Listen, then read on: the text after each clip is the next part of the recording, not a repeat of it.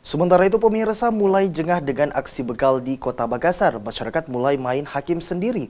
Dalam bulan ini saja misalnya telah terjadi 2 kali peristiwa di mana begal tewas di tangan warga. Belum lagi kendaraan pencamret yang dibakar oleh warga.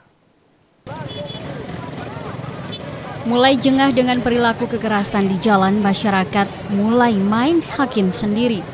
Kejadian 7 September lalu misalnya, seorang pelaku curas atau pencurian dengan kekerasan atas nama Amran alias Sambas tewas dihakimi massa di Jalan Tamalate 1 Makassar, tepatnya di depan kampus Fakultas Ilmu Pendidikan UNM. Amran dihakimi warga setelah melakukan pencurian, kemudian melakukan ancaman terhadap korbannya. Wajar saja massa beringas. Dari tas pelaku saja ditemukan sebilah badik, 2 buah busur dan ketapelnya, serta softgun. Sehari setelahnya, seorang begal kembali tewas dihakimi massa di Jalan Tidung, Makassar. Warga juga pernah membakar motor pelaku jamret di Jalan Talas Salapang, Makassar, 2 kali dalam sepekan berturut-turut.